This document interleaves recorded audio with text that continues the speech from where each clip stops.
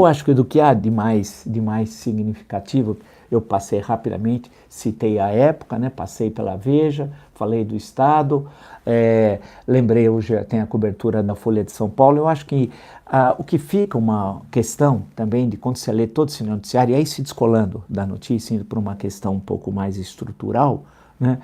É tentar entender por que o Brasil está assim. Essa acho que é a grande pergunta.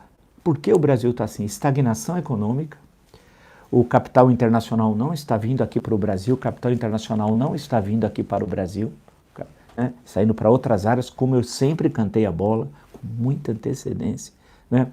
Há uma situação política de que o Legislativo Federal percebeu que não é possível confiar no Executivo Federal, Bolsonaro não tem qualquer base no Congresso, e o que vai acontecer com o Brasil, com um presidente que sistematicamente afronta a Constituição. E eu sempre lembro aqui, citando os artigos constitucionais, né? Ele afronta ontem em São Paulo, afrontou várias vezes a Constituição. Aonde nós vamos terminar? Ontem o general Heleno, por exemplo, disse que o depoimento do Sérgio Moro à Comissão de Constituição e Justiça do Senado Federal foi uma inquisição. Não dá, né? O general Heleno não sabe o que é o Tribunal da Inquisição. Eu posso explicar para ele, uma breve lição, se ele quiser. Não tem nada a ver com Inquisição. Precisa entender, o senhor precisa dar os exemplos corretos, falta formação, e é o senhor também. Claro que o senhor é melhor formado que o Jair Bolsonaro, porque o caso do Jair Bolsonaro é um caso limite, né? Mas isso não existe, não é uma Inquisição. O senhor sabe muito bem que não é uma Inquisição. Para onde vai? Para onde iremos? Né? Essa é uma questão que a gente tem. Para onde nós iremos? É uma questão que eu fico pensando, e eu falei isso numa entrevista ao blog do Morris, lá no Estadão, pode consultar, se vocês colocarem, quer ver, até para colocar uma referência direta e correta para vocês, quer ver, se vocês consultarem, chama-se assim, O Impasse de Marco Antônio Villa, dá uma olhada. É para tentar entender esse Brasil. Eu vou voltar a essa questão, vou escrever, vou pensar, porque essa me parece a coisa mais complicada. Nunca as ruas estiveram tão ocupadas como agora, na história do Brasil republicano, com certeza. Mas a pergunta que fica é que tipo de ocupação, de qualidade política de ocupação das ruas, né? Em termos de qualificar a ocupação política das ruas. Acho que essa é uma questão da gente pensar, que a universidade devia contribuir, inclusive, tem tanta gente, sociólogos, antropólogos, historiadores, cientistas políticos, né? De buscar dar uma resposta. É inegável, sempre falava que a população brasileira não se mobilizava, ela se mobiliza nos últimos anos, que ela não ia às ruas, ela vai. Mas a qualidade da manifestação, qual é? Essa é uma boa questão para a gente discutir. A qualidade, é isso que eu fico pensando sobre essa questão. Quer dizer, nós temos um Brasil que foi às ruas, mas é um Brasil desconhecido ainda. Que Brasil é esse que foi às ruas e por que foi às ruas e o que propõe? Né? São questões da gente refletir para sair do lugar comum, do mesmismo, daquilo que não leva absolutamente a nada, tal. Tentar uma reflexão um pouco mais elaborada. Eu digo para vocês, sinceramente, que eu não tenho a resposta. Na entrevista, até eu disse, dessa do Estadão, chamado O Impasse de Marco Antônio Villa, eu até disse o seguinte, que eu esperava que o resultado no movimento de impeachment fosse e não foi. Eu me equivoquei.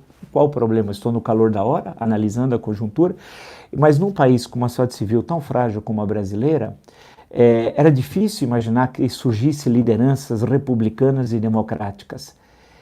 Ao contrário, o que surgiu foi lideranças da extrema-direita. Por quê? Como diria o Roberto Avallone, saudoso Roberto Avallone, ponto de interrogação. Por quê? Né? São questões, claro, aí pode falar assim, nós não temos uma tradição democrática no Brasil, é verdade. Nós temos um país marcado pelo autoritarismo, é verdade. Qual é que nós podemos falar efetivamente em democracia no Brasil? A partir de 5 de outubro de 88, com a Constituição, quando ela foi promulgada, 30 anos, cerca de pouco mais de 30 anos e alguns meses. Isso explica o surgimento de liderança de extrema-direita com o produto do impeachment? Pode ser. Mas que há um vazio de qualidade de liderança no Brasil é evidente. Veja o Senado, veja a Câmara dos Deputados, veja a sociedade, veja o empresariado. Quem fala em nome do empresariado é ridículo. O empresariado já teve como líder, por exemplo, Roberto Simons, que escreveu uma história econômica do Brasil. Esses líderes do empresariado que aparecem aqui na imprensa não conseguem escrever um tweet. Tem dificuldade, tem dificuldade. Quer dizer, também há um problema de vazio de liderança no empresariado. No campo sindical, também há. Ou seja, há um vazio de lideranças. Por que desse vazio de liderança? Quando nunca houve tanto interesse por política no Brasil como nos últimos anos. Perceba, tem certas relações que são fáceis de serem construídas, mas não bate, não se encaixa. Parece aquela brincadeira de que a questão dos encaixes, não se encaixa. Né?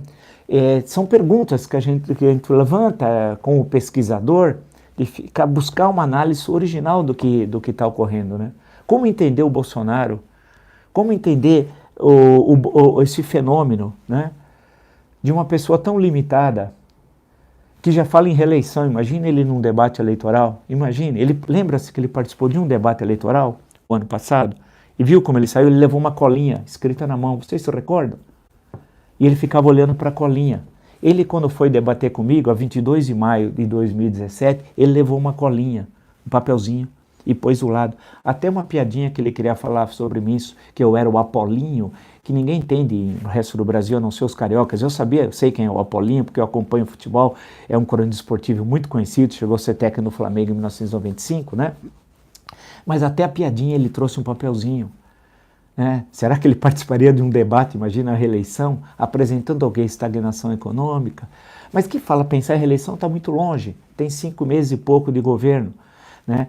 Quer dizer, como é que a gente explica essa estagnação absoluta? Como é que explica, você passa em 3 jornais, só se fala do Bolsonaro na marcha para Jesus, algumas frases soltas, pobres, de uma mediocridade pantagruélica, lembrando o Rabelais, fazer uma associação livre do Rabelais e o Pantagruel com o Jair Bolsonaro, né? Como é que nós chegamos nisso? Como é que a gente consegue dar resposta sobre isso?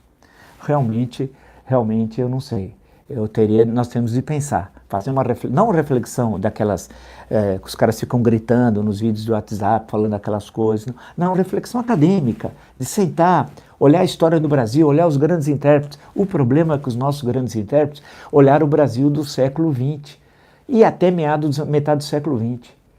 Esse Brasil do século XXI não tem grandes intérpretes, os explicadores. Como nós vamos explicar um país tão diferente do que foi o país do Sérgio Buarque de Holanda, do Gilberto Freire, do Raimundo Faoro, do Caio Prado Júnior? É um outro Brasil.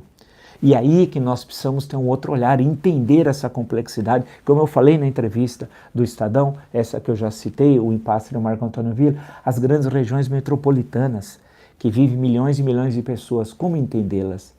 Entendê-las socialmente, economicamente e politicamente. Como entender um país que tem milhões de jovens que a geração nem estuda, nem trabalha? Isso que interessa nós discutirmos, não é as bobagens do Jair Bolsonaro, as neiras que ele diz. As neiras, como disse ontem, né? Nada se aproveita o que foi dito ali e tal. Né? E também outros que não conseguem nem responder essas asneiras, essa oposição péssima, ou pessoas que não são oposição, não estão, que conseguem ter uma reflexão um pouco, deputados um pouco melhores, senadores um pouco melhores, mas que consigam fazer uma discussão melhor. É difícil discutir com uma pessoa que tem um vocabulário de 500 palavras, eu sei, mas essa geração nem. O que vai acontecer no Brasil daqui 20, 30 anos? Então, são essas questões fundamentais que nós temos de discutir. Mas para isso precisam ter lideranças, né? Precisamos ter uma universidade presente e não está, a universidade está fechada. Não tem presença no debate político brasileiro, é inacreditável. Está preocupada só com si, olhando para dentro, para o próprio umbigo, né? E por aí vai.